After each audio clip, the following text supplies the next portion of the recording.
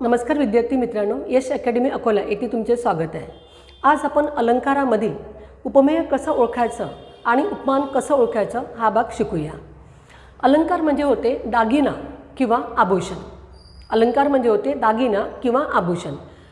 जेव्हा एखाद्या स्त्रीने अंगावर दागिने घातले तर तिच्या सौंदर्यामध्ये अजून जास्त भर पडते। तसंच भाषेला सुद्धा शब्दाचे आणि अर्थाचे दागिने घालायचे असतात, तेव्हा भाषेला सौंदर्य प्राप्त होते। म्हणजे एखाद्या वाक्यामध्ये उपमेय आणि उपमान हजर असेल तर नक्कीच ते वाक्य अलंकारिक बनते। आता कोणतं वाक्य साधं सरळ आहे आणि कोणतं वाक्य हे अलंकारिक आहे हे कसं ओळखायचं? जसं बघा, साधं सरळ वाक्य आपण बोललो आणि त्याचा आपल्याला अर्थ सहज कळला तर नक्कीच त्या वाक्याला दागिने घातलेले नाही आहे। पण तेच वाक्य ऐकायला खूप छान गोड वाटलं पण त्याचा अर्थ सहज कळला नाही तर नक्कीच त्या वाक्याला दागिने घातलेले असतात। उदाहरणार्थ, माणसाच्या आयुष्यात सुखापेक्षा दुःखच अधिक असतात। आता या वाक्यामध्ये दागिने घातलेले नाही आहे, पण याच वाक्याला आपला दागिने घालायचे असेल तर एक धागा सुखाचा, 100 धागे दुःखाचे, जर तारी वस्त्र हे मानवा तुझ्या आयुष्याचे। आता हे दुसऱ्या वाक्याला दागिने घातलेले आहे आणि ते दागिने घातलेले आहे कोणते? अर्थाचे। मग आता शब्दालंकार आणि अर्थालंकार हे झाले आपले अलंकाराचे दोन प्रकार। जेव्हा साधी भाषा चमत्कृतीपूर्ण रचना करून आकर्षक आणि मोहक बनविण्याच्या गुणधर्माला म्हटलं जातं भाषेचे अलंकार म्हणजे अलंकार। अलंकाराचे दोन प्रकार आहे, एक आहे शब्दालंकार आणि दुसरा आहे अर्थालंकार। अलंकारचे दोन प्रकार, एक शब्दालंकार आणि दुसरा आहे अर्थालंकार। शब्दालंकार म्हणजे काय? जेव्हा एखाद्या वाक्यामध्ये एखाद्या व्यंजनाची अक्षराची पुनरावृत्ती होत असेल किंवा एखाद्या वाक्यामध्ये व्यंजनसारखे पण दोघांचा अर्थ भिन्न असेल किंवा एखाद्या वाक्यामध्ये एका शब्दाचे एकापेक्षा अधिक अर्थ निघत असेल तर नक्कीच ते येतात आपले शब्दालंकार। आणि अर्थालंकार म्हणजे काय? तर एखाद्या वाक्यामध्ये एखादी गोष्ट हुबेहूब सांगितली जात असेल किंवा खुलवून फुगून वर्णन केले जात असेल किंवा एखादी निर्जीव वस्तू सजीव आहे असे सांगितले जात असेल तर ते येतात आपले अर्थालंकार। तर आपले अलंकाराचे दोन प्रकार, एक आहे शब्दालंकार आणि दुसरा आहे अर्थालंकार। शब्दालंकार म्हणजे काय? तर शब्दाच्या किंवा अक्षराच्या विशिष्ट रचनेमुळे जेव्हा भाषेला शोभा येते तेव्हा त्याला म्हटलं तर शब्दालंकार, आणि शब्दाच्या अर्थामुळे जेव्हा भाषेला शोभा येते तेव्हा त्याला म्हटलं जातं अर्थालंकार। तर अर्थालंकार आणि शब्दालंकार हे झाले आपले अलंकाराचे दोन प्रकार। पण आपण शिकूया अलंकारामध्ये उपमेय आणि उपमान ओळखायचं कसं, कारण पेपरला उपमेय ओळखा उपमान ओळखा हा भाग येतो। तर उपमेय आणि उपमान ओळखण्यासाठी वाक्य जेव्हा आपल्या समोर येते त्या वाक्यामध्ये कोणत्या दोन गोष्टीची तुलना होत आहे त्या दोन गोष्टी आधी बाजूला काढून ठेवून द्यायच्या। दोन गोष्टी बाजूला काढल्यानंतर हे समजून घ्यायचं की कोणाची तुलना कुणासोबत होत आहे। उपमेय आणि उपमान ओळखायचं असेल तर कुणाची तुलना कुणासोबत होत आहे। वाक्यामध्ये ज्या शब्दाची तुलना होईल तो शब्द असते उपमेय, आणि उपमेय राहते प्रस्तुत आणि उपमान राहते अप्रस्तुत। तर वाक्यामध्ये ज्या शब्दाची तुलना होईल तो शब्द असेल उपमेय, आणि ज्याच्या सोबत तुलना होईल किंवा ज्याच्या बरोबर तुलना होईल तो शब्द असते आपला उपमान। तर उपमेय हजर राहते, प्रस्तुत राहते, आणि उपमान प्रस्तुत नसते, ते अप्रस्तुत असते।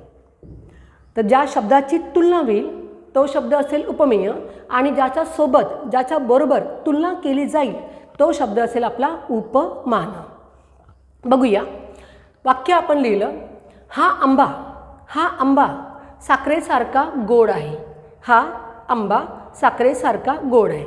आता इथे आंब्याची तुलना साखरेसोबत होत आहे, तर आंब्याची तुलना होत असल्यामुळे आंबा शब्द हाला उपमेय, आणि आंब्याची तुलना साखरेसोबत होत आहे तर आंबा साखर हा झाला आपला शब्द उपमान आणि आंबा झाला आपला उपमेय। ज्याची तुलना होईल तो शब्द उपमेय, ज्याच्या सोबत तुलना केली जाईल तो शब्द आपला असेल उपमान। तर आंबा झाला उपमेय आणि साखर हा झाला आपला उपमान। दुसरं वाक्य बघूया। दुसरं वाक्य आहे, आमचे महाविद्यालय नंदनवनच आहे। आमचे महाविद्यालय नंदनवनच आहे। आता इथे महाविद्यालयाची तुलना नंदनवनासोबत होत आहे, तर महाविद्यालय झालं आपलं उपमेय आणि नंदनवन हा झाला आपला शब्द उपमान. समोरचं वाक्य बघूया.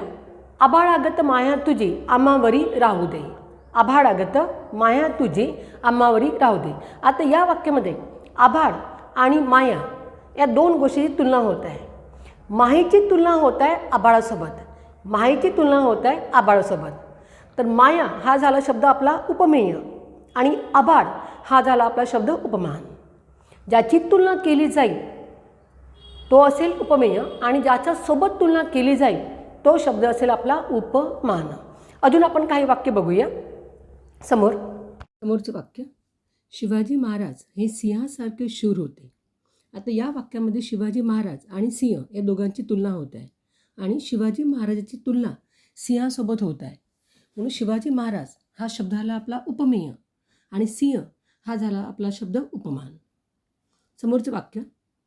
अंधारात पडलेली दोरी सापागत भयानक वाटत होते. आता या वाक्यामध्ये दोरी आणि साप या दोघांची तुलना होत आहे. दोरीची तुलना होत आहे सापासोबत. दोरी हा शब्द आहे उपमेय आणि साप हा शब्द आहे उपमान.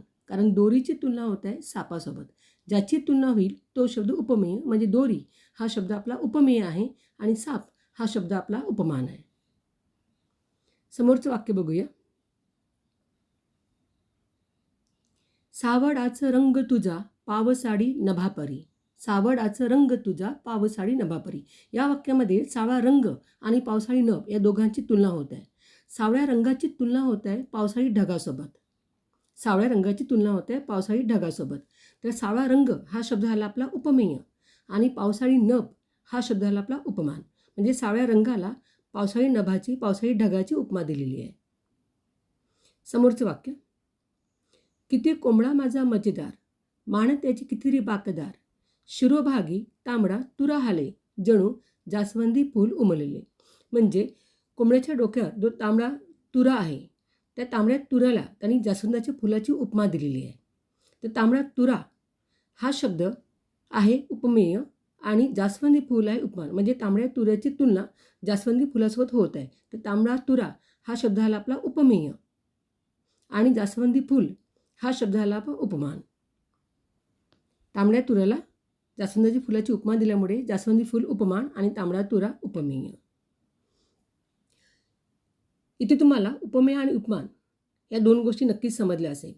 कोणते वाक्य समोर जेव्हा येते तेव्हा वाक्य काळजीपूर्वक वाचणे. काळजीपूर्वक वाचल्यानंतर त्या वाक्यामध्ये कोणत्या दोन गोष्टीची तुलना होत आहे त्या दोन गोष्टी व्यवस्थित समजून घेणे आणि ज्याची तुलना होईल तो शब्द असेल उपमेय आणि ज्याच्यासोबत तुलना होईल तो शब्द असेल उपमान. आता समोरचं वाक्य बघूया. तो नेहमी वाघाप्रमाणे सावधचित्त होता. आता या वाक्यामध्ये तो आणि वाघ या दोघांची तुलना होत आहे. तोची तुलना होत आहे वाघासोबत. तोची तुलना होत आहे वाघासोबत. म्हणजे तोला वाघाची उपमा दिलेली आहे. तर तो शब्द हा झाला आपला उपमेय आणि वाघ हा शब्द झाला आपला उपमान. तो शब्द उपमेय आणि वाघ हा शब्द उपमान. म्हणजे तोला वाघाची उपमा दिलेली आहे तर तो उपमेय आणि वाघ हा शब्द उपमान. उपमेय आणि उपमान या दोन गोष्टी तुम्हाला नक्कीच कळल्या असेल.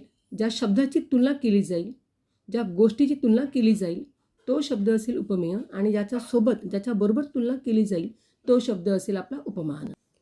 धन्यवाद विद्यार्थी मित्रांनो.